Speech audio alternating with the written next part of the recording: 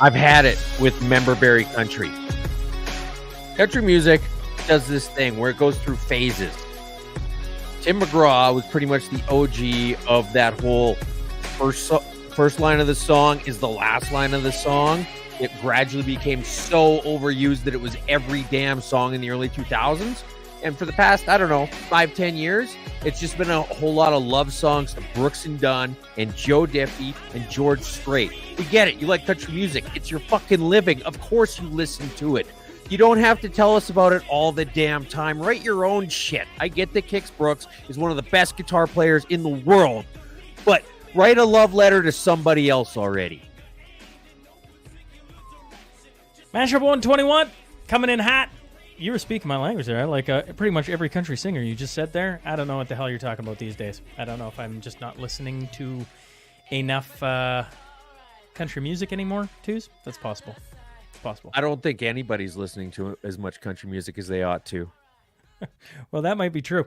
Mashup 121, good sir, brought to us by Taylor King Real Estate. I better pop that up on screen there. People can see what I'm talking about. Taylor's been in the business 6 years under his belt in real estate. Before that, he was 17 years as a sales manager in the car business, basically a lifelong salesman, and I might add in customer service would be top priority in both of those professions. In his words, if you don't like real estate agents, that's understandable. I think we've all been let down probably at some point in our life, Twos?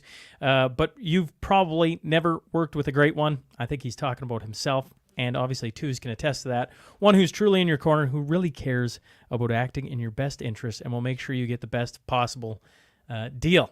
I think, when I'm talking to somebody, the conversations that are easiest is someone who maybe thinks a little bit like us, maybe tunes into the show.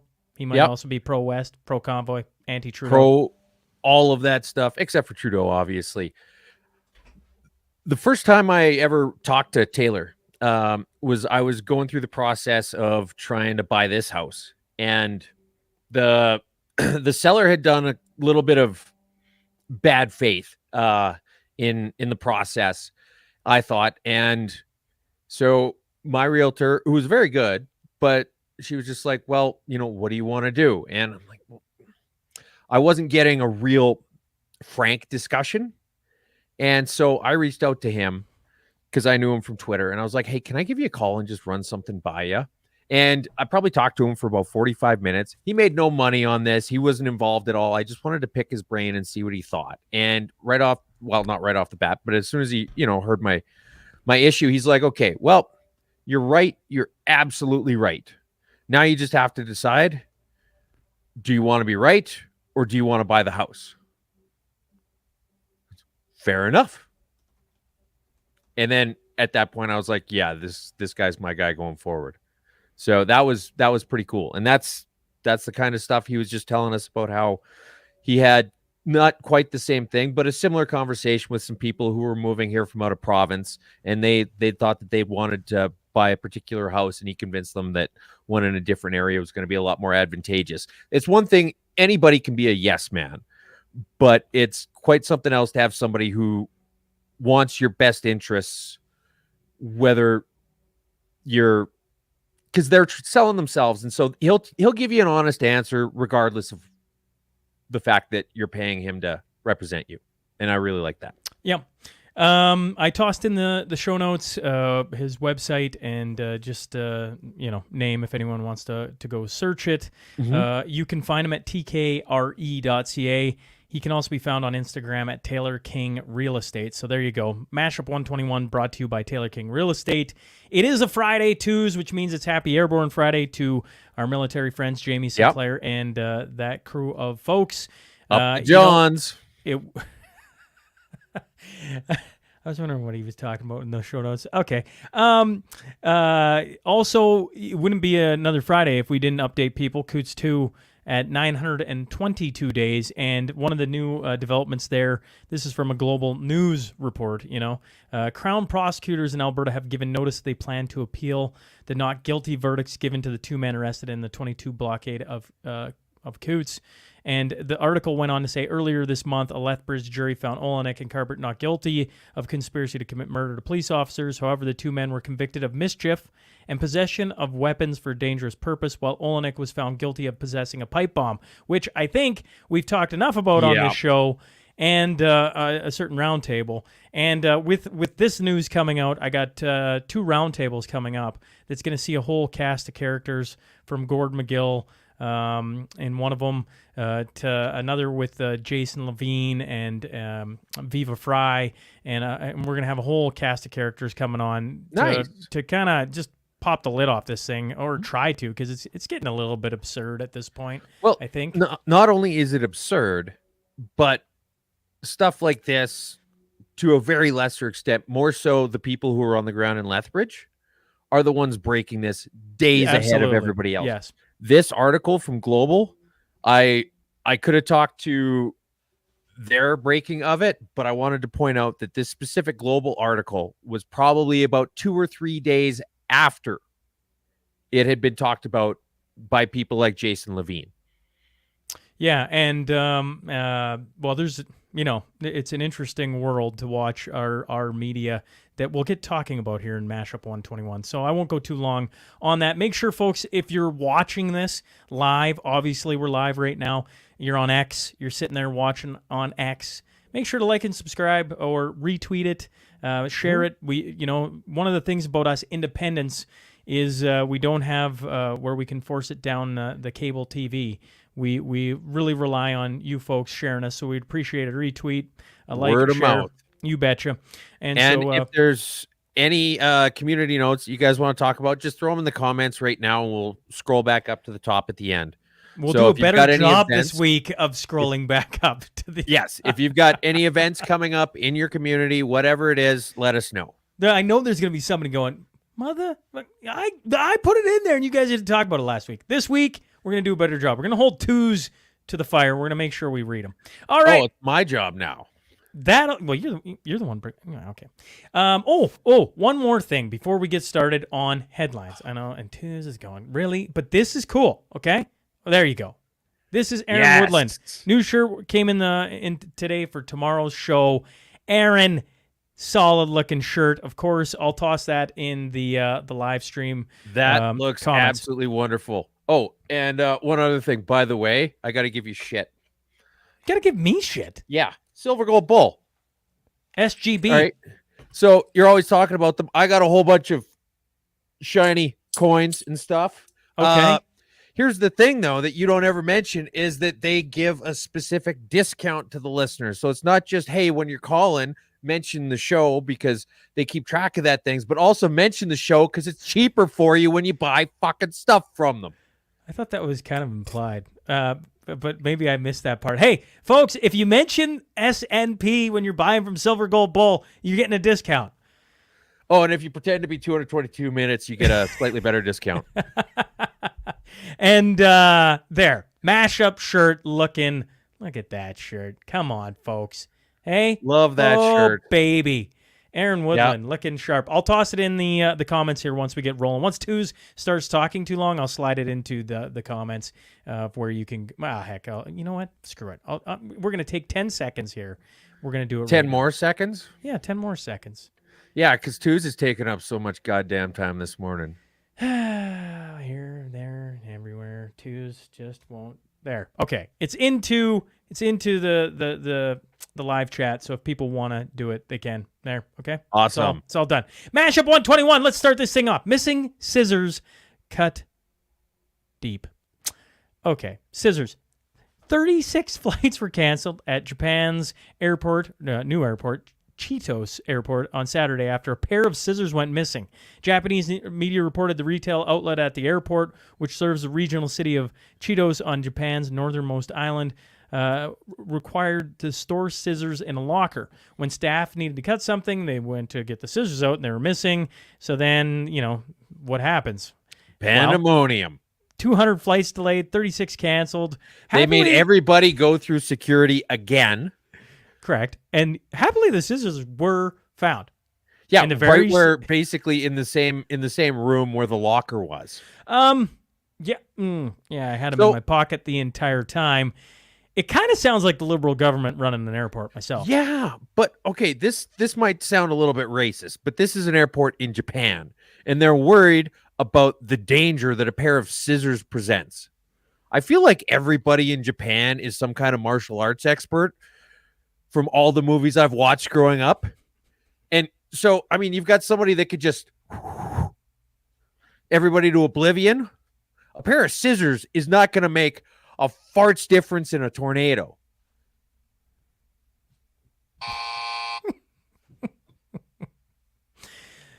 Guess what the C in CUPE stands for? You know, Wow, Sean, that's a little harsh.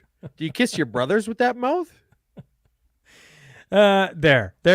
Here's the man of the hour. Okay, the Canadian Union of Public Employees, or CUPE, has lost confidence in the national vice president Fred Hahn and is demanding his resignation after he posted a video denounced as anti-Semitic. Digitally manipulated video posted on Hahn's Facebook page on August 11th pictured a Jewish athlete with a Star of David arm tattoo leaping off a diving board at the Paris Olympics and turning into a bomb that explodes. Fred Hahn says he's going to defy the union and not step aside. That's basically and for some reason they've got a picture of Rosie O'Donnell on here instead. But this guy Fred Hahn is just exactly what you'd imagine. Does he got a nose ring too? He does yes. too. Like, I mean, this guy is a cartoon character at epic proportion. Yeah. Like it's crazy. All these liberal people, you know, we had the Randy Bisonald's business partner that was another caricature of what an evil person would be. And this guy, you look at him, like just imagine you walk by this guy on the street, you might glance at him and you would just assume that he was a bad person. Like, just look at him. He's just, ugh. And yet, so anyway, the unions have had enough. And he said, so they've been trying to find a way to get this guy out for a very long time right now. And he's like, fuck you. They just reelected me. I'm like, yeah, we reelected you, but then you did this shit. So now you need to leave. Correct. And so it's going to be a pissing contest. I saw some guy who does talk radio in Toronto saying that the problem with this guy is that he knows where all the bodies are buried as far as the union goes. And believe it or not, unions get up to some greasy shit every once in a while. And so the question is, how do you get him to leave without making him burn everything down behind him? And that could get a little bit interesting. I hope it just implodes. And on a completely unrelated matter, let's move to the next topic. Canadians get railed by strike. The Canadian Union of Public Employees. What am I looking at here, folks? Come on, Sean. Routers, CNN strike here. Workers at Canadian National Railway will begin returning to work on Friday. The Teamsters Union said hours after the Canadian government moved to end unprecedented rail stoppages. I'm just gonna pull up the tweet here. I think this, this is a parody on Jagmeet. I fully support CP and CN rail workers' right to strike. Collectively, they will cause $1 billion in economic damage per day. When unions do this, I support them. When truckers do this, I'll gaslight them and spit on their livelihoods. It's very well said. It hits the nail on the head. Jagmeet Singh loves to talk about corporate greed, but it's weird how only the corporations are ever the ones that are evil. It's never the unions that are evil and wanting to scam people. It's never the union employees that just want unreasonable things. And it's sure as fuck never the politicians who will prop up a failing fucking government just so they can personally ride the train out long enough to secure a pension. Yeah, this is So here's community notes, and we're going to get some more community notes later, but this is another Jagmeet Singh community note. Yeah, well, basically, Jagmeet Singh tweeted out, Justin Trudeau told Canadians things would get better. Instead, they've gotten worse. On and on and on it goes, And then the community note says, important context, Justin Trudeau's government is in government because of confidence and supply agreement with Jagmeet Singh. Right? So, I mean, anytime by entering into this agreement, Singh is effectively propping up the government he's campaigning about above. It was just chef's kiss. Yes, 100%. No matter, anytime he comes out and criticizes anything that's going on in our country, he can put an end to it. Like, everything Trudeau's doing is so horrible. I wish we could stop it. If only there was somebody who had the power to stop what this man's doing. Motherfucker, it's you. The other community notes. Well, I'm going to pull up mine. I know Tooz has got the better version of this, but essentially it was a story about Manitoba, and it shows, this. Here's the tweet, okay? It says, horrible and tragic, heartbreaking, all at the hands of a responsible, fully licensed gun owner until he wasn't. Remember this story the next time the Conservatives and the gun lobby say, bring it home. Here's the deal with this. So this is ex-Toronto MP for the Liberals, Adam Vaughan. Wholly unremarkable person, but it specifically just very clearly states in the article that he had previously had his pal taken away because of domestic abuse that he was inflicting on his wife, and they had seized all his guns. So when he did this, he was not a law-abiding, responsible firearms owner. It was illegal for him to have firearms in Canada, and yet they'll put that article up, write their blurb, and hope you don't actually read into it. Yeah, and just in the story itself, the pretty sad story. He showed up to a house in the middle of the night. Woman ran into the bushes to hide, and then he went over to the next house, which was her parents, killed both of her parents and her brother. Like, pretty horrific stuff. And, of course, they make it a gun issue when... I mean, there's a whole hell of a lot more going on in that article than pointing out... and then getting it wrong, as Tooz pointed out. Yes. Lord of the Rental. A 400-acre ranch in BC's Okanagan has hit the market for $2.5 million, and one of the property's selling features is a Hobbit Hole-inspired house that has been named one of Canada's most wish-listed Airbnbs. Go sleep in Frodo's home. Bilbo's home. Although they can't say that because... Yeah. It's funny. They got issues from Warner Brothers about not copyright infringement, basically. Correct. But here's the thing: I'm pretty sure that the Lord of the Rings novels by this point are like the copyrights. Anytime you copyright something, you only get a certain amount of time before it lapses, unless you're Disney and you buy out the feds. And so it goes into, what do you call it, free use or public space or whatever, just that anybody can reproduce it or whatever. It's like there's no copyright on Shakespeare. But anyway, here's what it looks like on the outside. Here's what it looks like on the inside. It's one of the most sought after Airbnbs in this entire goddamn country, and it rents out for $600 a night.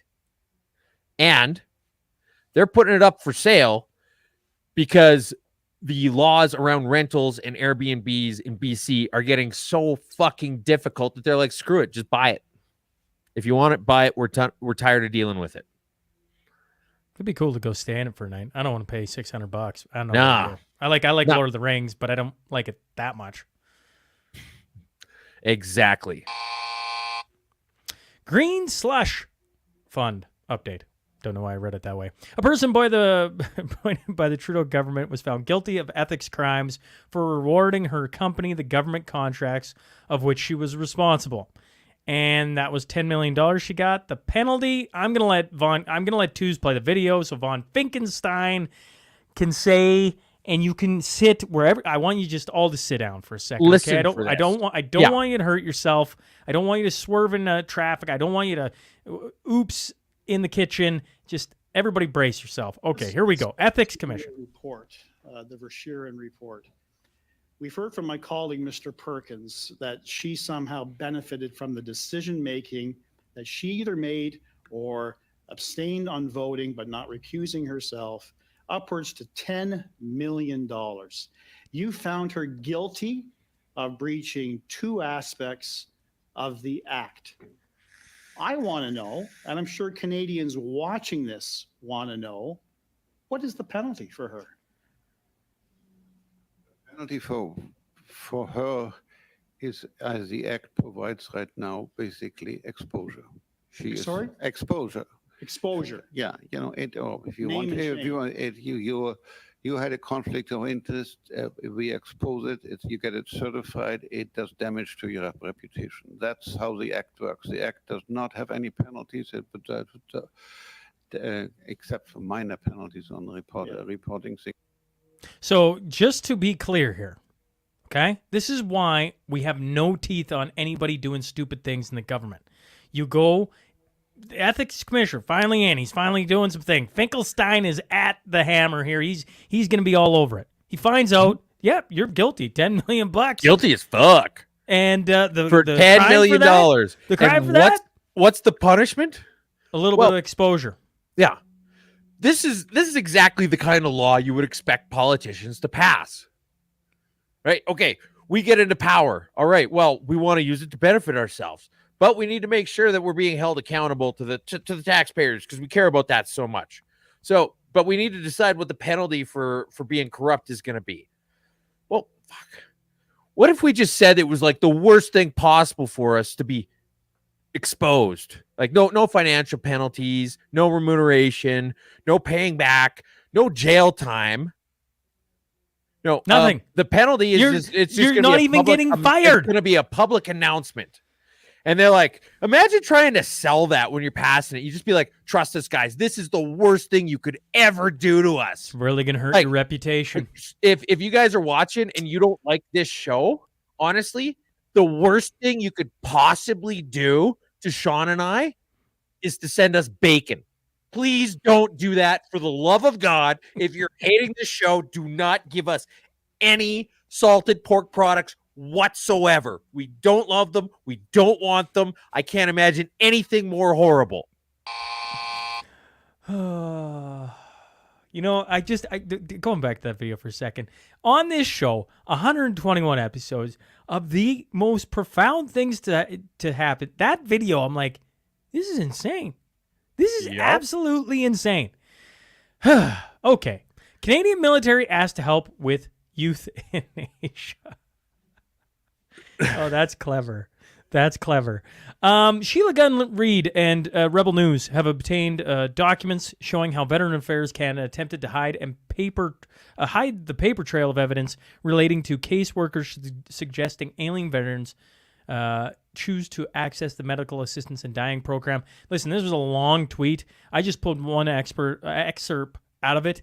On page 679, Sheila wrote, the Veterans Affairs media team only says to provide verbal updates, writing recommendations, quoted, recommendations to keep the updates verbally to a limited distribution, but will follow DMO OSD's preferred format and frequency. She then wrote, they didn't want things in writing because writing amounts to a paper trail, which I can access, which she's bang on it. And absolutely. The fact that they're that calculated about it tells you, I mean, everything you need to know, doesn't it? That's exactly it. So originally, this story was just one lone wolf in one department who was mistakenly doing this and they weren't supposed to. And then it comes out, oh, wait, it's so prolific that she gets, what was it, 1,221 pages or some fucking thing like that? Like just an astounding amount of information. And in it, they specifically, after the news story broke, moved to verbal conversations about this so that there was no access to information access. That was a part I missed, right? After the stories break and they go to verbal and they're trying to make it so there's nothing to find. It's a pretty... If there's nothing to find, then you don't have to go to verbal. Oh, man.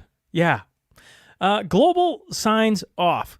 Videos shared on Instagram show former anchors sharing emotional goodbyes as they sign off for the last time. The posts have received a lot of reaction from followers of the Kelowna-based station as viewers lamented yet another painful setback to local news coverage. Of course, that's this version is Kelowna's. I'm not from Kelowna. Maybe they were doing a great job. I have no idea, folks. I just know that as a whole, our mainstream media is failing us, and they had a great opportunity to suck us all back in COVID, and they didn't. And now they're showing more the exact opposite. Correct. And now they're doing the exact same thing with climate change and a whole bunch of other things where they parrot this narrative. They don't and what's the repercussion of that? I watched the videos of them getting emotional. I'm like, I'm sorry you're losing your job. Do it better. And maybe you won't have a problem there. Here's the thing of it. This is the crux of it. And you're absolutely right. There are so many people in this country who lost their jobs as a result of their shitty news coverage of COVID. And now they're losing their jobs as a result of their shitty news coverage of COVID. No sympathy for them. Fuck all the way off. That's it. I've got no love lost for you guys. You sold your soul for a few short years of government bailouts, and even that wasn't enough, and you did nothing to try and repair your reputation afterwards. Get fucked, and don't let the door hit you on the way out. I get that that's a strong take. I don't know. I'm not apologizing for but it. you remember who was the lady, the women's panel thing where everybody blew up? We talked about it like 2 weeks ago. Remember, then she had the long apology or the long letter calling all of the conservatives, the women's panel for whatever. It's like a story that I'm drawing a blank. Where the victims, anyways. Yes. She wrote out this long thing, and the thing was, I'm like, although I agree with some of what you're saying, you just don't understand. You created this environment. You created it. You're complicit in it. And when I go back to global news, when I go back to CBC, when I go back to all these things, folks, it's a strong take, sure. But we lived it where they literally would not give us the time of day for 2 bloody years. They wouldn't open up anything. They were as complicit as anyone. And worse, they just fermented it more and more and more. And now they're seeing the repercussions of that. So screw off. I agree with Twos. I don't say that much. Let the door hit you. Don't let the door hit you on the ass on the way out, and be done with this. It's time. We need to move on. We need to get balanced news coverage. If there is such a thing, we need to talk about things where you get to see both sides. For the love of God, it needs to happen. And a few tears are not going to break me on this either, Twos. Well done. Pro-Palestine extremists want to put the sin back in synagogue. Dozens of, I assume this was just recent, dozens of Jewish organizations, synagogues, and hospitals in Canada woke up Wednesday morning to a mass email containing bomb threats, prompting police in multiple cities and the RCMP to open investigations. More than 100 Jewish institutions received an identical email at 5 a.m. Eastern threatening explosions, including at its offices in Toronto and Montreal. Yeah. All right. So the Liberals lost this big election. So obviously, yes. Don't blow up anything. It doesn't matter what it is. And it's a little bit fucked to just be like, oh yeah, that's something that you get behind, like just right off the bat.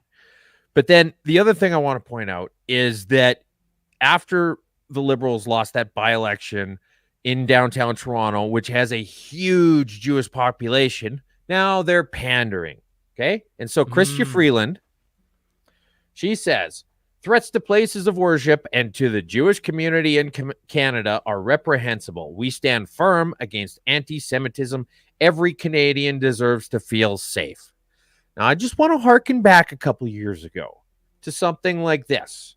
Update, a map of the 100 churches that have been vandalized or burned since the residential schools announcement. And this was in February 2024 that this article came out. Now, if you go to Chrystia Freeland's timeline and you search for the word church, there's talking about her Orthodox church, Ukrainian Orthodox. Oh, here's me at church. Here's some stuff nice about church. The threat of doing something like what happened to 100 churches, to a synagogue, is enough to get her speaking about it because she stands to lose votes.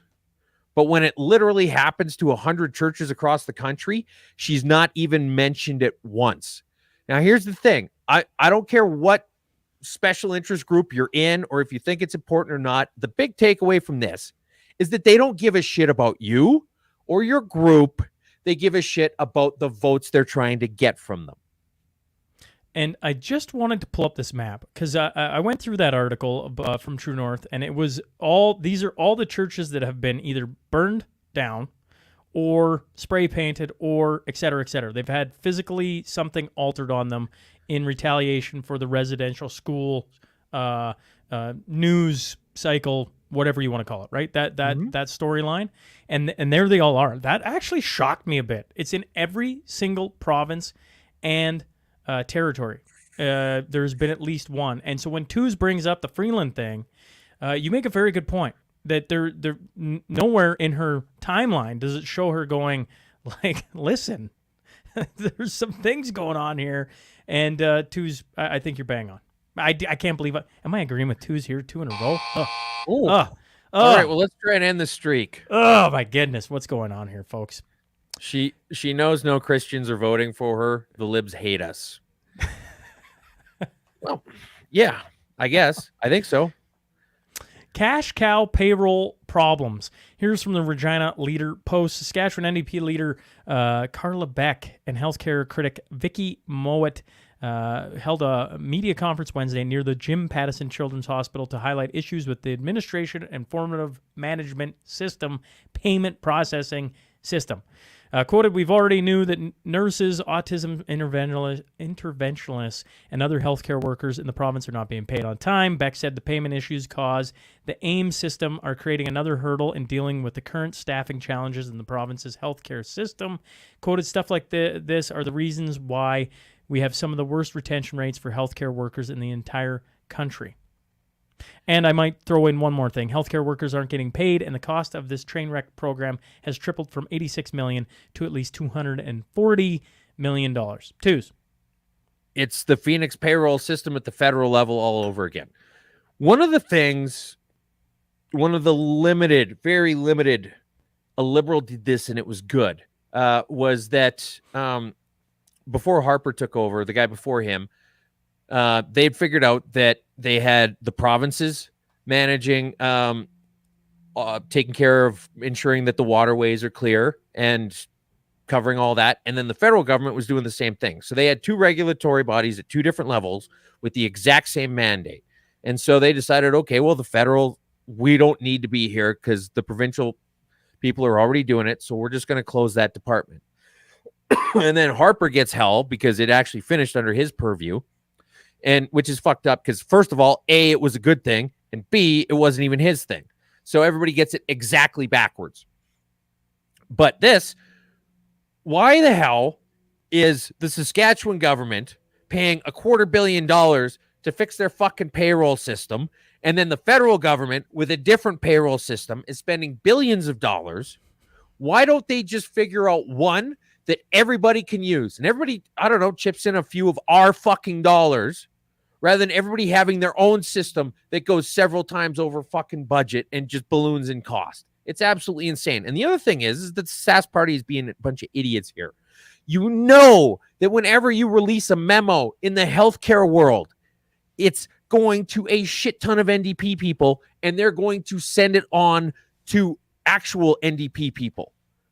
So just cut out the middleman. So instead of being like, oh, it's a leaked memo, just be like, hey, we're putting out a memo in healthcare and we're sending it out to all the people in healthcare, and we're going to send it out to the media as well. And then that way it's not, ooh, gotcha. It's, hey, look, we know this is going to get to you eventually, but here's slightly better optics on it.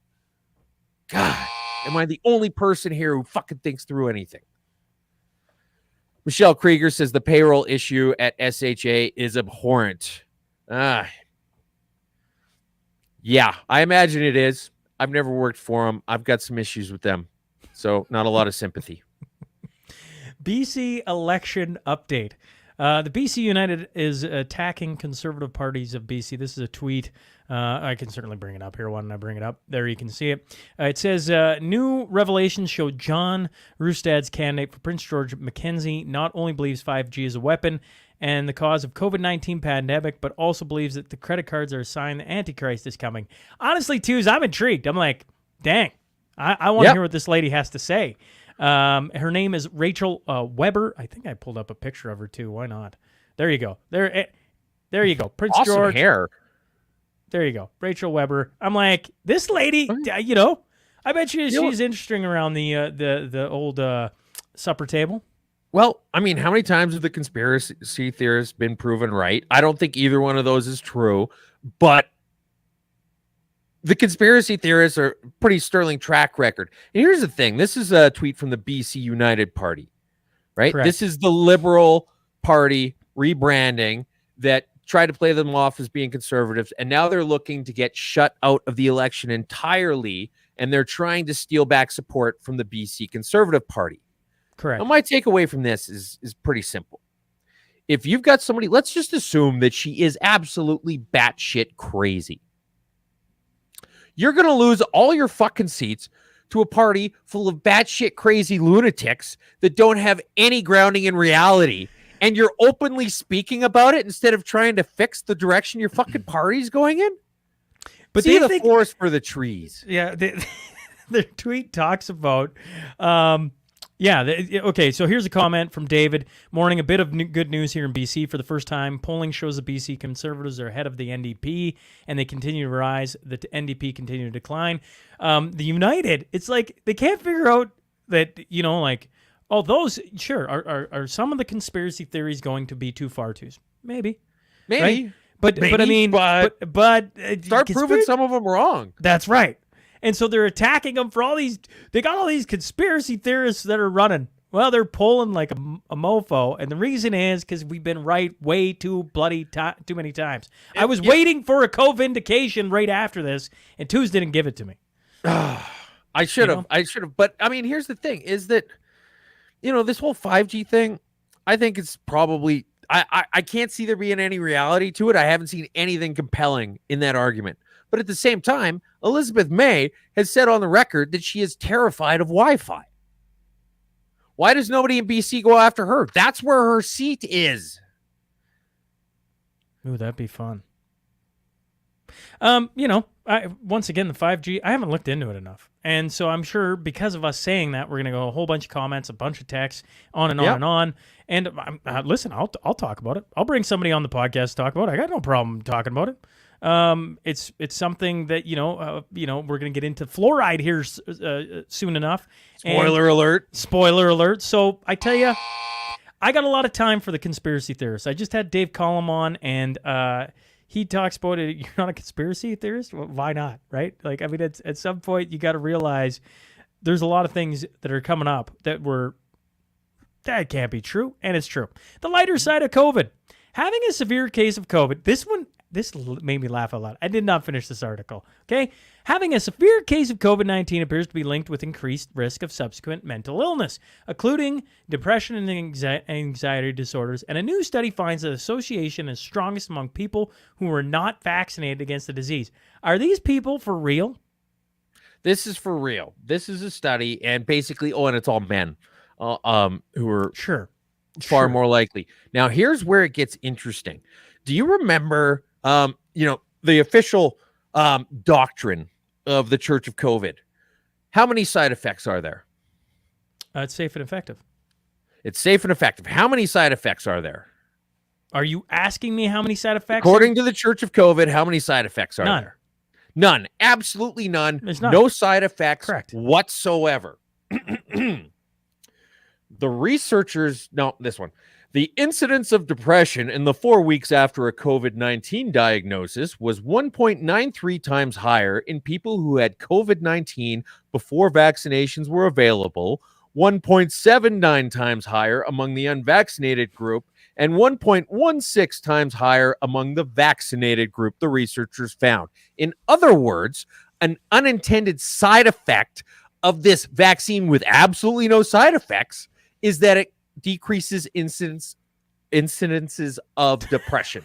You can't even spit it out. I'm like, you know why we have no sympathy for news agencies falling apart and having to let go people? It's because of junk like this.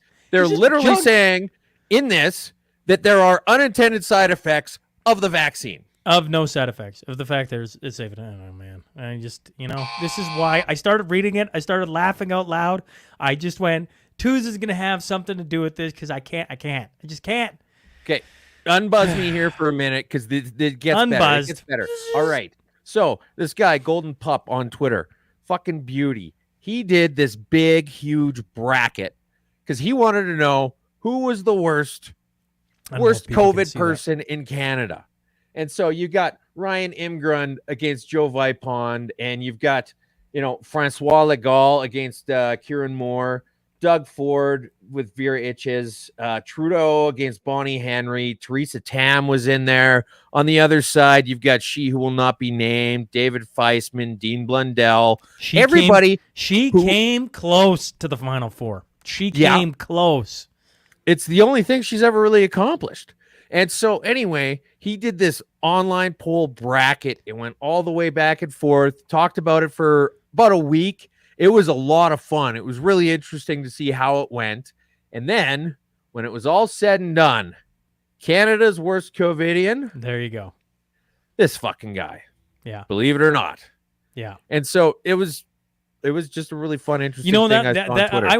I will say this before I hit the buzzer again, is that was a brilliant job, right? Absolutely. I don't know. It's a masterclass. Like the bracket, there's some names in there that I don't know about you twos. I hadn't heard a few of them. I'm like, who the hell is that even? But I was happy to see like a great job on pulling together something that we could all have a little chuckle at. And I mean, fitting that Trudeau is the guy. Yeah, you got to laugh at him.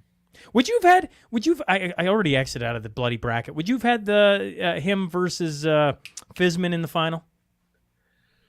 I would have had, right when you pull this back up. I think Amir Adaran would have done better if he hadn't blocked everybody right off the bat.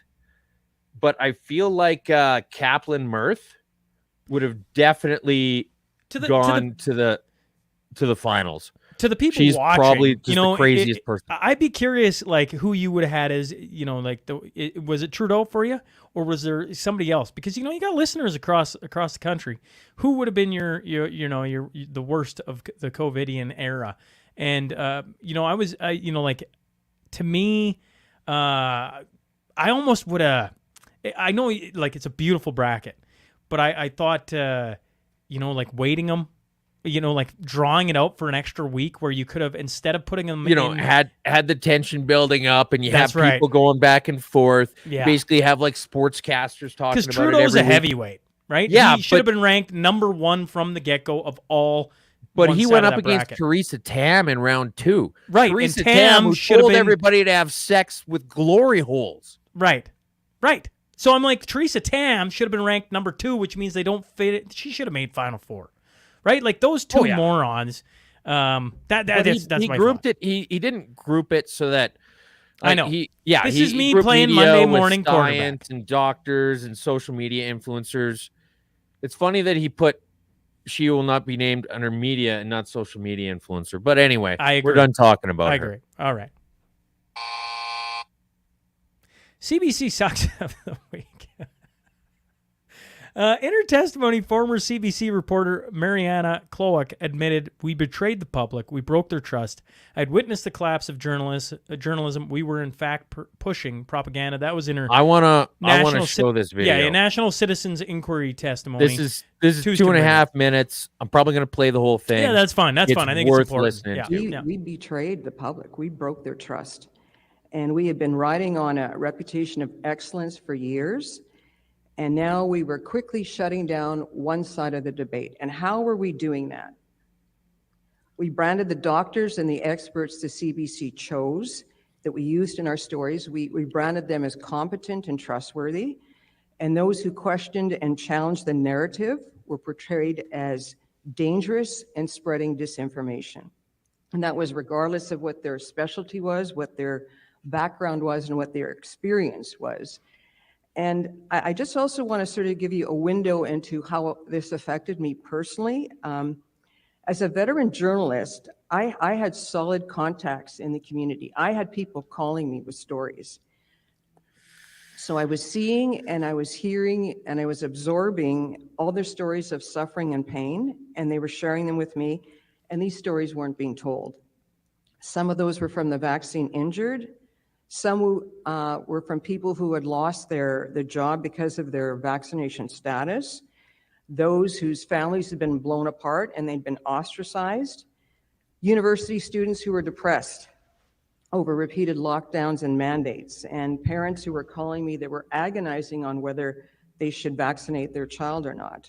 So all these stories were sitting inside of me, they were left with me, and I felt the crushing burden and the weight of their truth not being given a voice. And it affected my well-being because these people trusted me, and I felt I had failed them and I had let them down. It was like I had failed these people as a journalist to give voice to their truth. Yeah, that's well, that's the CBC. truth. Yeah. Well, and once again, That's I really, co-vindication right there. yeah, I appreciate her testimony immensely, right? It gives you a very good insight. And we've heard it from other journalists, specifically the CBC, coming out and talking about that. You would hope it'd be a landslide, just like thousands of them. That isn't quite the case. But like really powerful testimony exposing how bad it was. You know, honestly, like how bad it was. We all saw it, and it just confirms what we were seeing. Yeah. But I mean, once they get on a track, they stay on that track. So, for example, this is from the CBC. Sask moving forward with $1.15 billion. Did you just spit? Yeah, I did Is the that Woolerton. new? CBC? I did the Woolerton. CBC? Maybe is that new? But we might have to do that from now on. I kind of like that. All right. Okay. Carry on. CBC Sask moving sucks forward of with the week. $1.15 billion Lake Diefenbaker irrigation project despite incomplete feasibility study. And there's a lot of reasons why this should be questioned, because it's hitting a very small number of farms and everybody in the country or everybody in the province is paying for it. But it's funny that they talk about incomplete feasibility studies. The last feasibility study update on the Green Line in Calgary was done in 2021. Do you think maybe things have changed a bit since 2021, Sean? Oh, possibly. I mean, it's only 3 years ago. And then here. All right. So there's 2 points I want to point out. This is for the cost projection at 2021, which is a fraction of what it is now. Calgary Transit targets a cost recovery ratio of between 0.40 and 0.45, meaning it aims to recover approximately 40 to 45% of its operating costs through the fare box. It plans on only making $2 out of every 5 it spends back on this expansion in 2021. Okay? And then here, 12,000 jobs will be generated based on direct investment in the program, jobs related to construction and operation of the line. It's going to create 12,000 short-term jobs, it says. Here's the thing. It's not creating jobs. Those are just as far as this as far as the benefit goes, that's not a benefit, that's an added cost. It's what it costs to build it. It's like saying, oh, well, you know what? We've got to pay for something to get built, but we've got to pay people to do that. So obviously it's a good thing. You could literally use that justification for any fucking infrastructure project ever, and it would be equally valid. So it's no distinct benefit on one project over another. It's a completely moot point. And CBC never does anything about this with the green feasibility studies. It's just when it's something for a farm. Can we bring up the Saskatchewan part of this? I agree with you on the whole summary of CBC, but this $1.1 billion going towards an irrigation project. Yeah. $1.15 billion irrigation. It makes me wanna. I'm like, man, that's a lot of money for what seems like a small area of land. I mean, obviously it's, and so you go, why would they do that? And I assume. But then again, I'm assuming probably too much, that there's a logical explanation for that, or is there more to this story too that I'm not seeing? Like when I read further down, it says high-level analysis estimated it will return $20 billion in tax revenue over the 50-year lifespan of it. Okay, so it's a project, they're going to put $1 billion in, they're going to get $20 billion out. How are they going to do over that? 50 years. Yeah, well, because the 90,000 acres it's going to irrigate, yes, is going to generate that much more in yield. Well, that's part of it. The other part of it is it says that construction of it's relying on the assumption of 2 potash mines being built in the area, which would contribute 14 of the $20 billion in new tax revenue. So I'm like, okay, so are those being built? Is that actually happening? It's completely unrelated. Well, the entire story, I'm like, your framework of the CBC, I agree with. The story on Saskatchewan. That's the thing. There's a lot of good meat in this story. There's a lot of shit to point out where this doesn't add up and it doesn't make sense and it shouldn't be happening. But them being like, oh yeah, a feasibility study is why we're not for this. Bullshit. You don't care about feasibility studies because you don't even care if they're well done. Do you know how many sources are cited in that 2021 feasibility study? Fucking zero. Let's move on from the CBC for now. The NDP are not a serious party. Dudes, bring up the video. I'm gonna have way too much fun with that. Oh man. Okay, we got 2 videos here, and then we've got something. No, I'm not going to show the video. I'm just going to talk about. Take a pause if anything goes on. If it's not, I'll say it's real. Prime Minister's. Listen, if you're homophobic, keep it to yourself. Your homophobia is it's very inappropriate. You're driving away and causing an accident. I'm right here. You can have a conversation if you like. Yeah. So whoever that was sounded like it was pretty far east. Not the Middle East, but the Far East. The only thing would be better is he would have been walked by. You're a rooster slurper. If he would have said that something would that would have been huge. fantastic. If anybody ever gets a huge. chance to say that, Oh man, absolutely have to.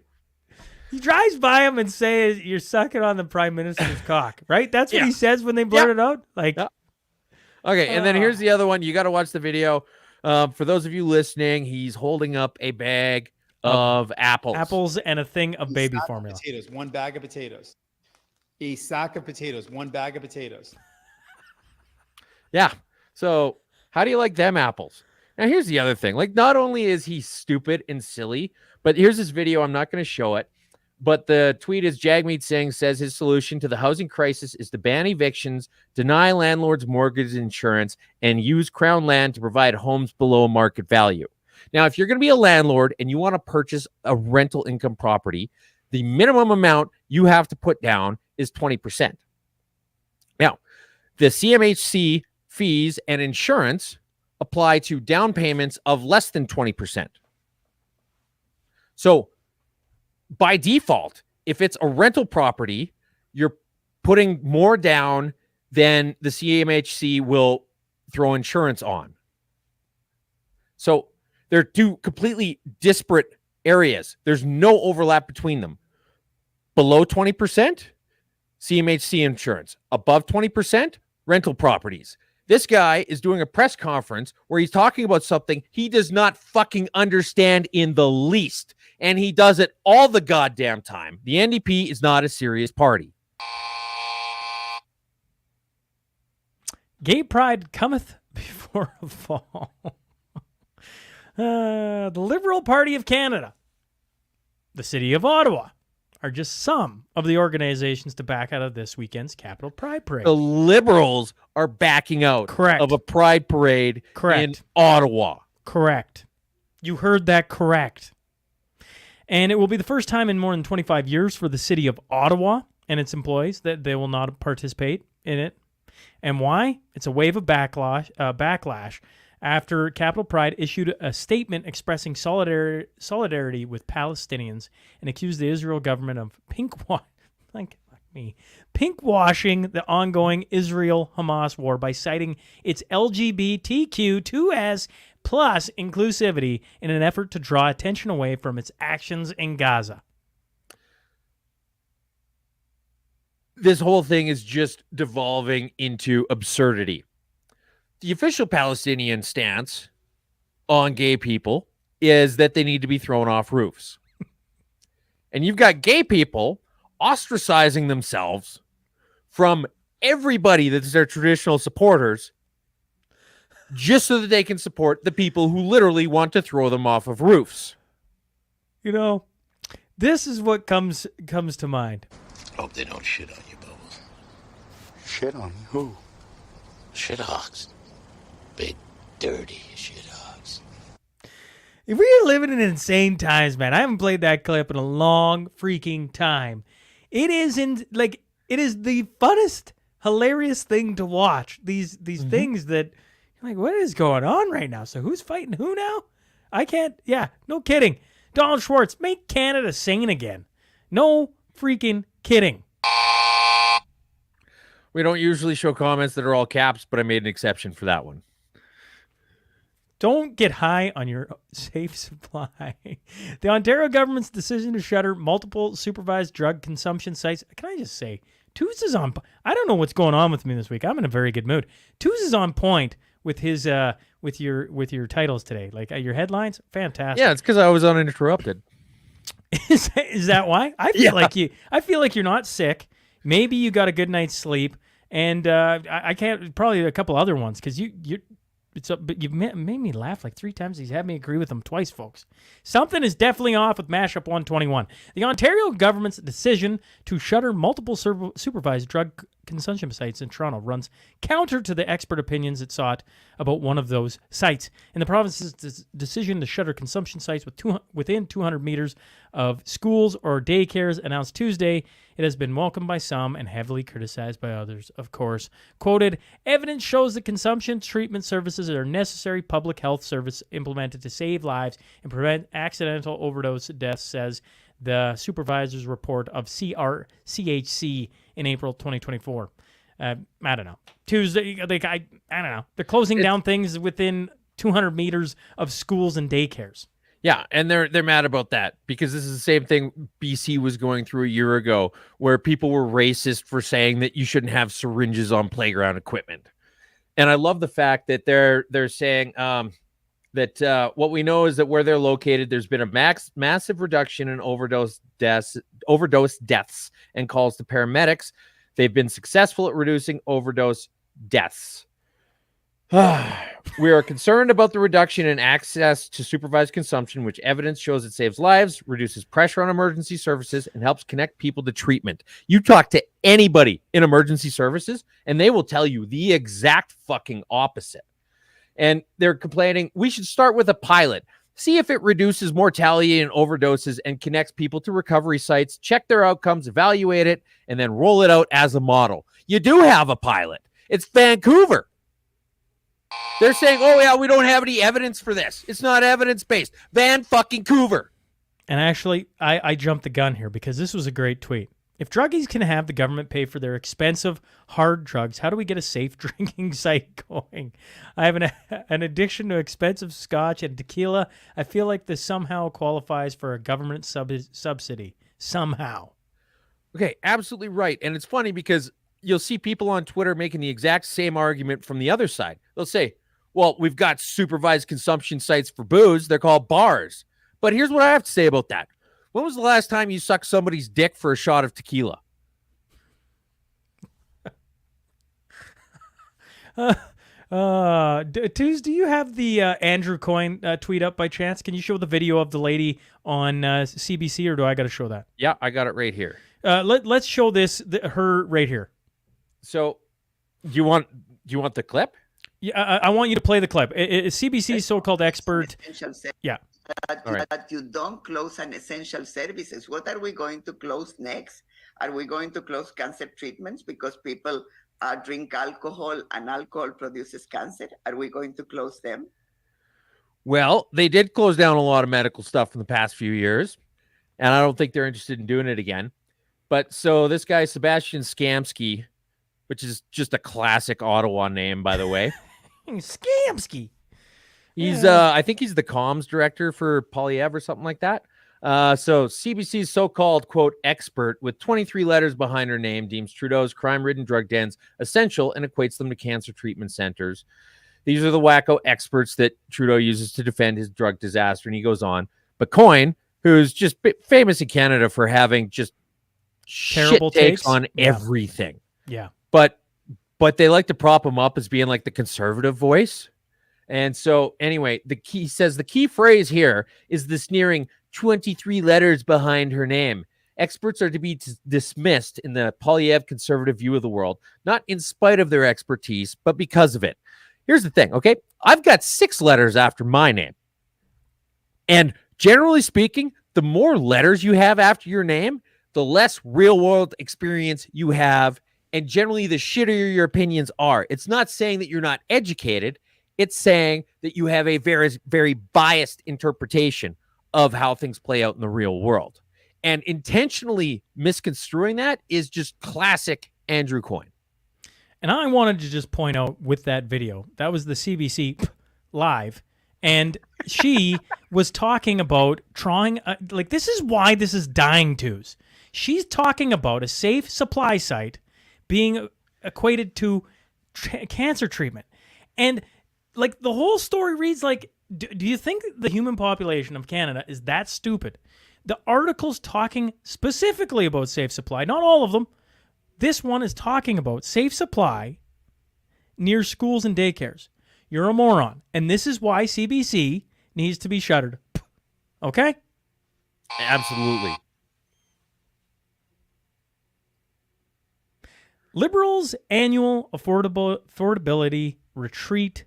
I'm just gonna pull it up. I'm just gonna pull up here. There you go. The Prime Minister Justin Trudeau today announced that he will hold a cabinet retreat in Halifax, Nova Scotia from August 25th to 27th. The retreat will focus on the federal government's work to strengthen the middle class. We should all be so bloody lucky. Grow the economy and deliver fairness for every generation. Fairness for every generation. Love that. Cabinet will take action on the top of mind priorities of Canadians. This includes bringing down the cost of living, building more homes, investing in healthcare, making dental care and essential medications more affordable, and taking climate action. Climate action has been fairly well established in Canada as being the antithesis of affordability. I just think it's absolutely wonderful that our official government statement is written up exactly as a propaganda puff piece for the Liberals. What's the definition of insanity, Sean? I don't know. Doing the same thing over and over and again and expecting a different outcome, I assume. Yes. Last August, they had an affordability retreat in Prince Edward Island. You may remember we covered the outrageous cost of it. We did. Now they're doing the exact same thing again. Maybe try something different. The last retreat cost us like $500,000 and accomplished absolutely fuck all. Maybe throw some new ideas at the fucking problem. Democrats build their own wall. Democrats, in a stunning display of irony, are building an impenetrable wall around their convention. I think most people have seen this video in Chicago and demanding ID from everyone who enters the venue. This comes from the same party that decries walls as racist and insists that requiring ID is discriminatory. Meanwhile, all the appointments for free vasectomies for Democratic men at the convention have already filled up. Yeah. I think that's perfect. The only thing wrong with that is that at the Republican National Convention, they should have also offered free vasectomies for Democrats.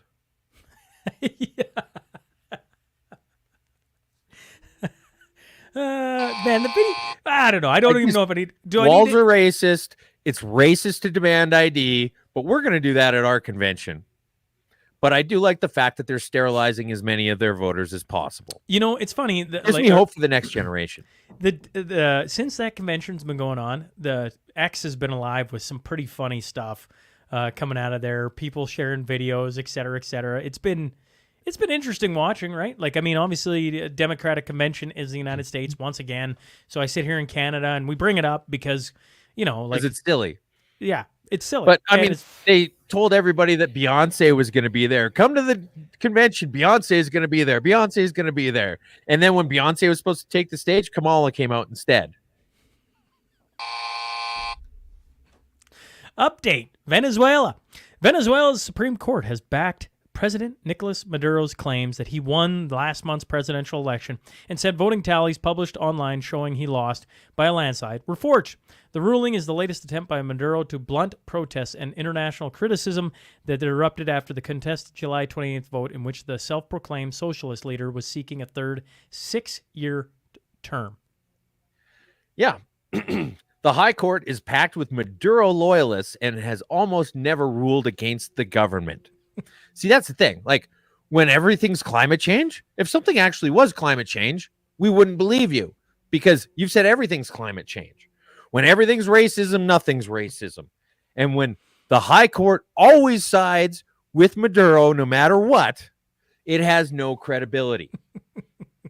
And so now he's actually taking international criticism about this.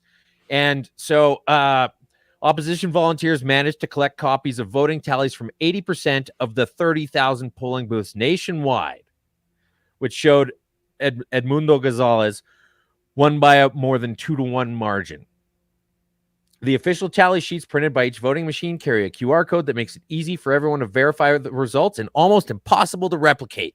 Yet they still managed to forge 80% of 30,000 of them? I don't think that adds up.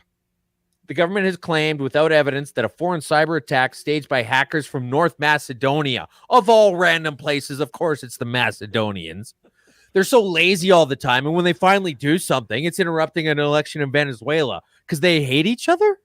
Not even really that close to each other. Come on. Okay.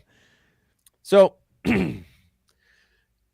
that's why it contradicts the findings of the experts from the UN and the Carter Center who were invited to observe the results, and both determined the results announced lacked credibility. Do it again. Do it again. Nobody believes you. Do it again.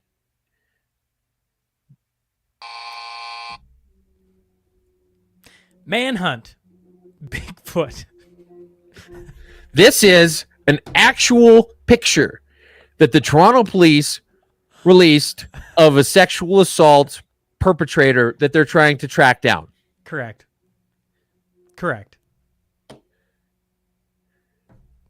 It's so for those of you listening, this is the blurriest fucking picture you could imagine. Picture a camera from 2004 with the resolution turned all the way down, zoomed way the fuck in on somebody, and they're at a dead sprint. That's the picture here. I have seen clearer pictures of Japanese genitals than this.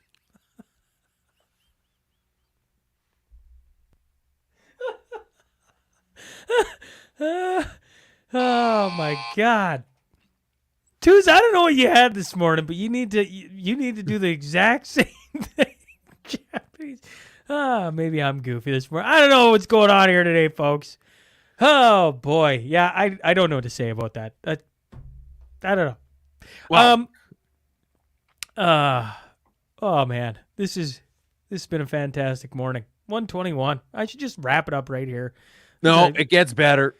I do want to bring up this guy, the Surrey man sorry. charged and released. So as we're making fun of the photo, Mounties say a 24-year-old man has been charged with breaking and entering and sexual assault in connection with a stranger attack at a home in Surrey, BC. A woman in the city's Newton neighborhood told investigators she woke up in her home to a stranger groping her in the early hours of July 20th, according to police.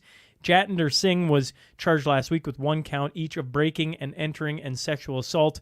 He was arrested August 16th, and of course he was released and following a court appearance later that day. So, as everyone in this country, no matter how bad or whatever you do, go back to that picture for a minute. Getting released. Isn't it a little fucked that guy's beard directly connects to his one eyebrow? That's a hairy motherfucker. The crazy thing about this, though, is that this is in that lady's home. She woke up. This wasn't like she was on the bus and somebody grabbed her ass, or she was trying in the home. She was trying to do a report on a music festival for Kokanee, and some future prime minister grabbed her ass, or some other place. She woke up to this guy grabbing her. Okay. And then, of course, Sean has to point out that his name is Jatinder Singh because he's racist like that. If you're listening, I think racist. I think it's important. I don't care what the racist comment, whatever. I think it's. Dude, I know you're teasing. Think Derek Jeter is a racist. I think it's important to say the name, and if they got a photo, you show it, because at this point in time, our society as a whole is so terrified, and I don't mean you, the audience. Our Mashup audience, fantastic, and there's lots of wonderful people across this country, but we're so terrified just to say who that is and point out the fact that this is who it is. You make up your own. I don't care. I don't think it's fermenting anything. So it's a guy named Singh in Surrey, BC, stumbled into someone's home in the middle of the night, started groping her, and he gets thrown in jail and gets released, and on and on and on this freaking song and dance goes. All right. And then Donald Schwartz. Dude, turn off caps lock. Turn off caps lock. But why is there more laws protecting perverts and pedophiles than children? Well, there aren't a lot of children in Parliament passing laws, but there are a lot of the other guys. Conspiracy theorists +1. Fluoride. Okay, we mentioned it earlier. I'm going to bring it up here on the screen. Okay, here we go. It says, breaking national toxicology report made by US DHHS concludes fluoride in drinking water 2 times what can be considered safe and is in fact lowering IQ. The NTP, so that's the National toxicology report, geez, can't spit that out, monograph concluded higher levels of fluoride exposure, such as drinking water containing more than 1.5 milligrams of fluoride per liter, are associated with lower IQ in children. It also said that it was designed to evaluate, the NTP review was designed to evaluate total fluoride exposure from all sources and was not designed to evaluate the health effects of fluoride drinking water alone. So the guy says, call your conspiracy theory friends. They were right again. This I pointed out to Twos, this was the United States, right? So one of the things being married to an American, we talk about, do we have fluoride? Because we always impose what they're doing there onto us. So I went and was digging. I found a report from back to 2022. And here is, I'm going to just expand that a little bit. This is the total population. Obviously, we've grown a bit, as is everybody. And it shows in Canada, the populations with fluoridated systems versus with not. And you can see that in Alberta, 57% have no fluoride, and in Saskatchewan, 59.6% have no fluoride. That doesn't mean we aren't moving towards that, but once again, I just wanted to put that in for a little bit of added info when it comes to Canada. Fluoride in the water, bad. I don't think that's shocking anyone, but it is now confirmed. If you were waiting for the co-vindication, the fluoride version, but here's the Canada stats. Twos. I never really got behind the fluoride conspiracy theory too much. The first time I ever heard about fluoride at all in the water, it was the story of like how it got introduced in Colorado, where there was that teacher that had been at like one school where everybody had rotten teeth and one school where nobody had any, and it turned out that they found a little bit of fluoride in the water, and so went over to the other school and put a bit of fluoride in their water, and everybody's cavities stopped growing.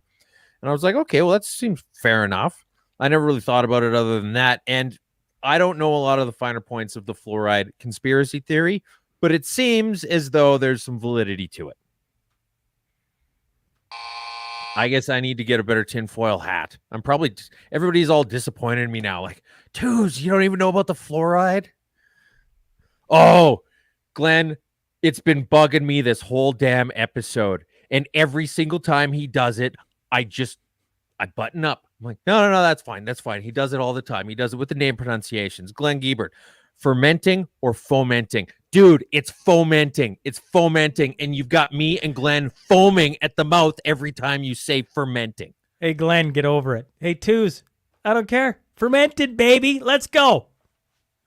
Daniel Smith hails Mary. The Alberta government is creating a productivity review cabinet committee that will assess spending in every government program. Premier Daniel Smith said at two party events over the weekend. At a UCP constituency fundraiser in Westlock on August 16th, Smith said the committee will perform a program-by-program review with the aim of finding savings so that we can deliver on the $760 per taxpayer personal income tax cut. A new tax bracket on the first $60,000 of personal income tax was promised in the UCP 2023 election campaign, and now they're trying to find a way to make it happen, Twos.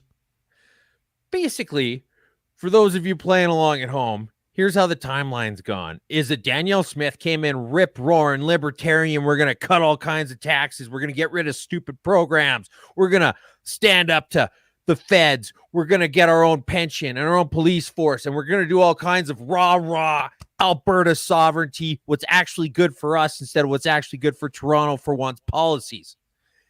And then she got in and has done nothing. Absolutely fuck all about it. And now everybody who either supported her at the start or like me, for example, and said, I'm a little bit fucking suspicious.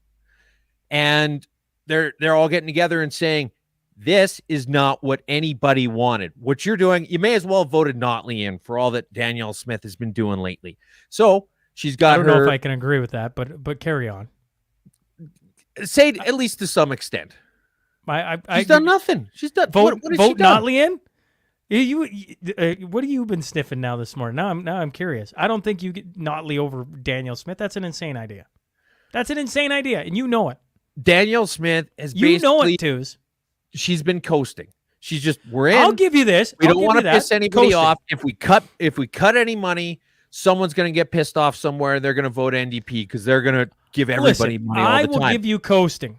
I All will right, give you okay, she has not been coasting. doing enough. But voting So, in anyway, like her what are leadership you going to say review's next? coming We up. should vote Nenshi next election?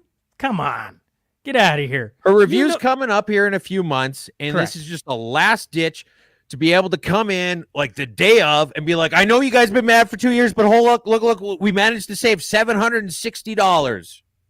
And so I'm good again, right? You guys are gonna vote for me? You guys are gonna vote for me? $760? That's exactly what this is. It shouldn't be trying to do the absolute bare minimum of what was promised. Why don't you try and go above and beyond? Cut and slash. Call me up. I will give you some ideas. Burn it all.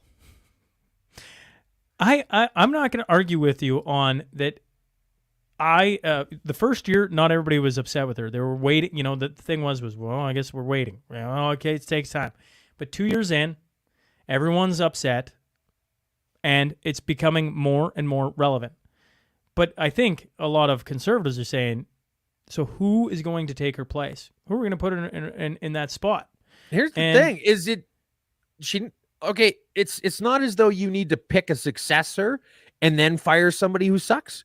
If somebody sucks at your company, you don't be like, okay, well, you know what? We're going to wait until we've got a perfect candidate lined up and they go through the hiring process and the interviews and all of that stuff. If somebody is not doing what you're paying them to do, you stop paying them. And so I am going to go get my UCP membership and I'm going to get a ticket and I'm going to be there. You're going to be there. There's going to be a whole lot of other people there. If you want to meet us at the convention in Red Deer, I think to all of you vote. lovely Mashup listeners who are sitting in Alberta, you should buy a UCP membership. We should meet there. We should have a supper or a get together. We should have a little bit of fun. Try and have a little bit of fun, but absolutely, we should all be there. That in my mind makes the most sense to us. We should all go and hear what the heck is being said. But agreed on the Danielle Smith thing. Okay, she's got time to change my mind. There's a whole bunch of things. But that window's closing. That didn't happen. That she's been talking about, ran on, etc. But to say she did absolutely nothing, come on. She's been doing things. As far as the pension goes, she done enough? did worse than nothing as far as the pension goes. I will say that. You could not try harder to do a bad job of selling the pension than what the UCP has done. And unless I'm completely off base, it's because Polyev said, we got to just tone it down because it doesn't play well in the rest of the country. Listen, and if you guys could just slow play this and spike the football, we'll give you a bunch of money on other shit.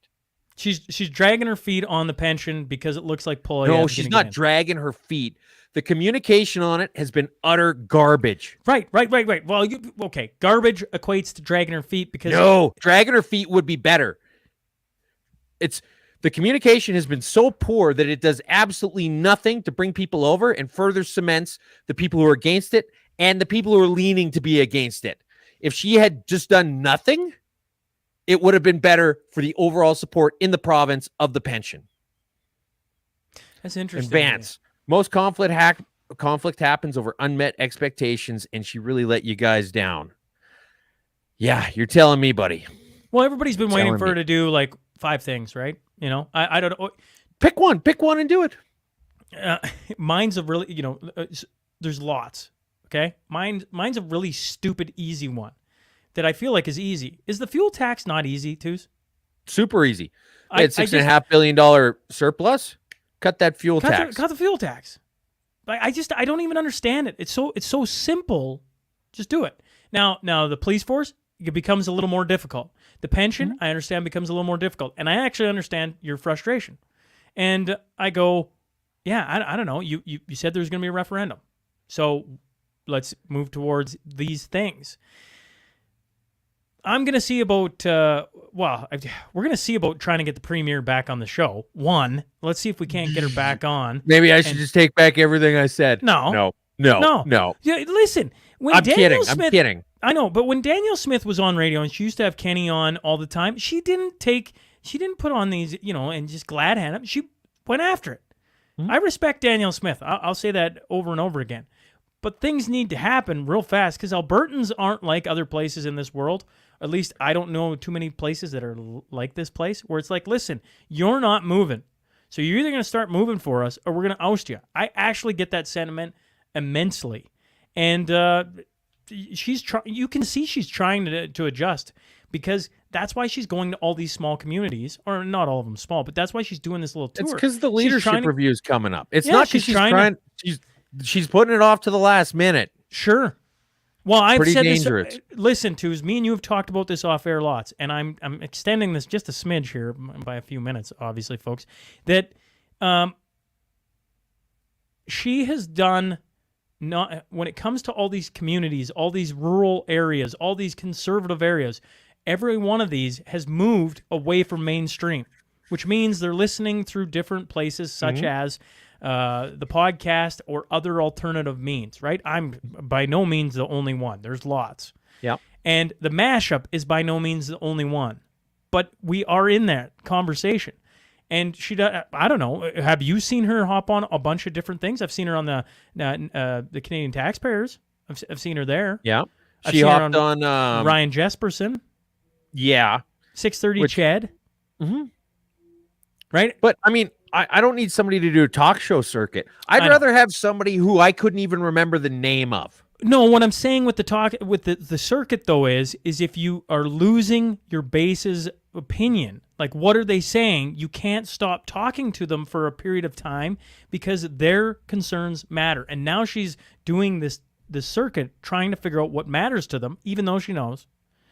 Right? She doesn't have to be on a talk show. She could just listen to a couple. It's not like what we're saying is unique. Well, fair enough. That's a fair point too. Okay. I've dragged this on too much. It's Alberta, folks. We're sitting in Alberta, and we got a leadership review coming up. New study on red meat done by Total Nerds. Yes, this is true. Regularly eating red and processed meats in particular is associated with higher risk of type 2 diabetes, according to an analysis. And it goes on and on.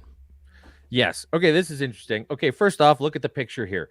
Steaks and other beef products are displayed for sale at grocery store in McLean, Virginia. Now, just out of curiosity, in this picture, what products do you see that aren't steaks? What? Say that again. Well, the caption underneath this picture says steaks and other beef products are displayed. It's all steak. It's all steak. This article isn't even done by anybody with an appreciation of the cuisine. And so here's the thing. Researchers analyzed data from nearly 2 million people across 20 countries. The team also accounted for factors including diet quality, physical activity, smoking, alcohol intake, energy intake, and body mass index that could impact the results that may otherwise exaggerate or mask the relationships of meat and type 2 diabetes. Correct. Now, first off, body mass index is incredibly misleading for people with large muscle mass, i.e. people who eat steaks a lot are going to show up exactly the same as fat people on this study. The other thing is, however, the data did not allow researchers to account for other things that may contribute to type 2 diabetes, including family history, insulin resistance, and you don't waist need to read recovery. this. The point is that they studied 2 million people in 20 countries, and they didn't even ask how big their pant size was. All I'm saying is, at this point, this is why the CBC is dying, because they keep bringing up stories like this where our audience already understands that eating meat isn't bad for you. That going to the grocery store and going down pretty much 87% of aisles, there's a lot of bad stuff. The meat aisle isn't one. Now, when they start injecting other things in there, maybe you want to go to someone local. And I would probably suggest that at this point. Reading this article is of no use to any of us. It just shows the absurdity of CBC and how they are a dying organism, and they can't die fast enough. Amen. Conspiracy Theorist Plus 2. On June 6, 2024, a federal court in San Francisco found Stephen Chamberlain and his boss, tech tycoon Mike Lynch, not guilty of inflating their company autonomy before selling it to Hewlett-Packard in 2011. This was considered a lucky break by many, but apparently $11 billion in 2011 wasn't an inflated number according to the court. Then, if you read down. Stephen Chamberlain, Tawny's former vice president of finance, who worked alongside Chief Executive Mr. Lynch, was killed after being hit by a vehicle while running outside on Saturday, his lawyer Gary Lissenberg said. And less than 48 hours later, Mr. Lynch was among 6 tourists who went missing after a luxury yacht sank in a tornado off the coast of Sicily earlier on Monday. Funny how things just seem to happen like that. I wonder if they're COVID deaths.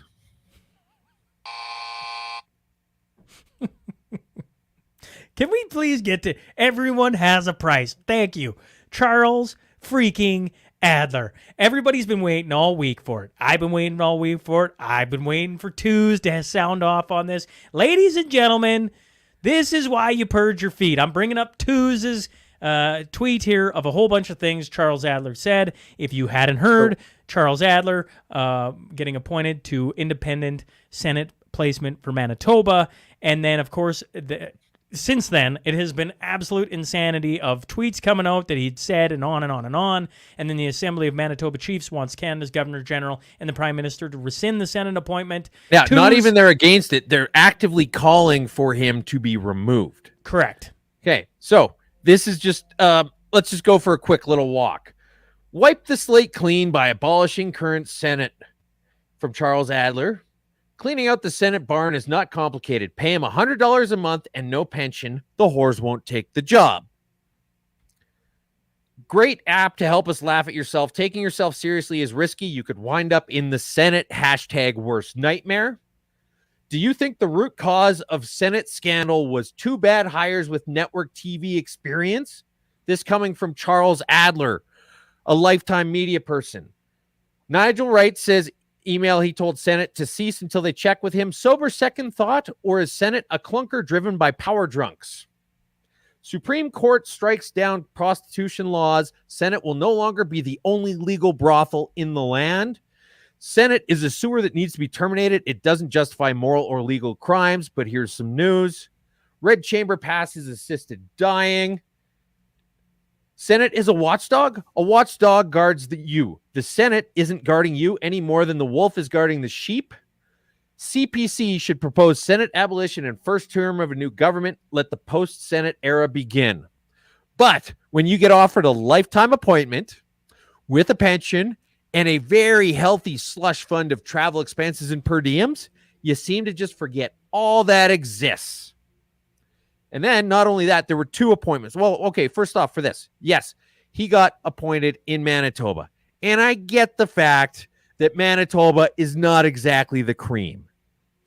But this has to be like at least the 3rd or 4th best person for the job in Manitoba. Like, come on, folks. It's Manitoba. It's not Prince Edward Island. And Saskatchewan nominated one. Where the heck is... Oh, shoot. No, I'm skipping ahead here. So, one second here. Well, there's just so much. So much. So, PM named Saskatoon's Tracy Mugley as independent senator. This is an article from CTV talking about how the independent committee nominated this independent senator. And here is her. Sean's got it up. This is one of the 2 separate times that she ran for the Liberal parties. Yeah, like... Tracy Mugley, Liberal, Team Trudeau. Yeah, this seems like somebody who's independent. And this is the worst of it. Trudeau's Senate appointee, Tracy Mugley, made 222 donations to the Liberal Party of Canada. Fuck her.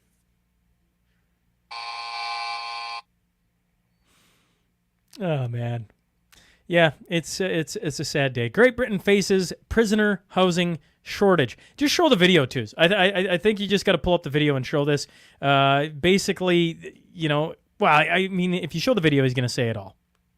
He's going to say it all. A prison cell. We will make sure that those people who need to be in prison will be in prison, not necessarily in the area where they live.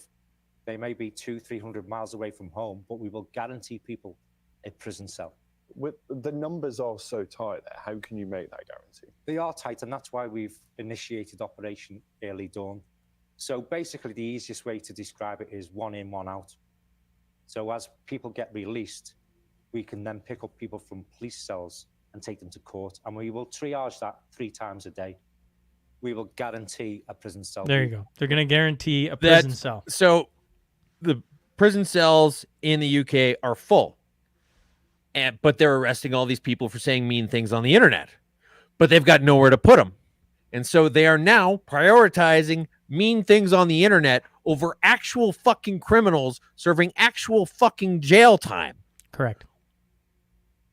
And so if another person in Great Britain says something mean on the internet, they've got to release some guy who robbed a bank or killed somebody or whatever else. So, like, just imagine you're in for like 80 years. You got all the homemade tattoos all over your arms and your face and everything like that. And they just be like, "Oi, mate, it's time to get out. We got a new one coming in." That's what's happening there. Update: Conspiracy Theorists Plus 3. This is this is the water. Twos, I want you to talk to this one more than me read off anything. Okay, so I had said a little while ago, so first we had Calgary, and then we had Montreal. Quebec City. Oh, sorry, Quebec City, yep. And now we have a big fucking blowout on, it's never one of the small ones. And these things are never subtle. Example of why municipal aging water pipes. Here's Blah, blah, blah, blah, and blah, to blah. Spewing several there it meters is. in. There it is. Water spills into the streets, spewing. That's what's going on in fucking Quebec right now, in Montreal. Is now we've got the third one. And they keep talking about how they need more funding. And it's never how are they spending the money. It's we need more money. And so anyway, as far as I'm concerned, this has happened enough times that I'm going to put on my tinfoil hat and say that it's a planned fucking thing. We had 3 giant water mains in 3 giant cities. In 3 giant cities in the same summer, in the same country, and you're going to tell me that they're all accidental? I get it. It kind of seems weird. But at what point do you say it's too weird to not be on purpose? And Becky says 190%. Twos does like when people agree with him. Yes. Yeah. I basically, if you want to get your comment shown on the mashup, the easiest way to do it is just to agree pump with my twos. tires. Pump Yeah. my tires, and you're going to get front and center. Okay, we're going to start here. Happy news. This is Brian Pesafumi. Big thanks to CJPME, which is, I'm just going to pull it up here. So, Canadians for Justice and Peace, for their latest nutty complaint letter. According to that, it says the Canadians for Justice and P. Anyways, Jewish students anxious about their coming school year. I framed them all and hang them in his office. He's got a complete set there. You can see. He's got literally a row of complaint letters framed in his office, and I think that's just beautiful. The second part of happy news this week is Michael Keaton brought the house down at Kent State University when he ended his commencement speech with 2 words. I'm going to let Twos show the video and let Michael Keaton give you the happy news today. All right, this is Michael Keaton doing the commencement speech. Everybody listen up. I've got one more thing to say, and it'll only take me a second. I've got 2 words that I want you all to remember. They're very important. And if I leave you with anything, I'm going to leave you with these 2 words. And those 2 words are, I'm Batman. Maybe it's because I'm a Batman fan. I don't know. I liked it. That's a great way to end it. And Michael Keaton, donning the cape and cowl, in the Flash movie, which, is whatever. But it was cool to see him reprise the role. And obviously, as a kid, that was my favorite Batman. So he was awesome. Yeah. Twos, 121 coming quickly to a close. I try, an hour and a half. I'm like, where does the time go? Obviously, us arguing about Smith and a couple other things certainly put it on. Community notes. Let's get through community notes. And I don't see any. I don't see any coming in. Crossfield Demolition Derby, August 24th. We have that's this weekend. We got election coverage that doesn't suck. We're going to be starting that. We'll start. We're going to talk about it every week, starting last week and moving on. Sask election coverage on Saturday, October 19th, And then Monday, October 28th. Oh, sorry, BC election coverage on the 19th. On the 28th is Sask election coverage.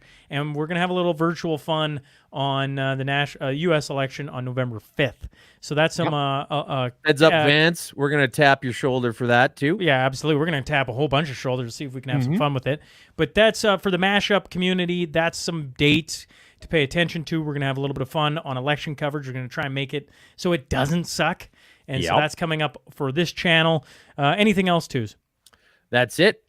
If you guys have something going on in your community you want us to talk about, big, small, whatever, every Bonspiel is going to get mentioned if you let us know. Every fishing derby, any fundraisers, whatever. Bring it up, and we'll give it a mention on here. Cool. Well, Twos, 121 in the books. Thanks, folks, for tuning in. Make sure if you are enjoying the show, if you're watching on Twitter, retweet it, like it. That's how we get the word out about what we're doing here Friday mornings, 10 a.m. Mountain Standard Time. And we'll see you folks next week on Mashup 122. Twos, until then. Thanks.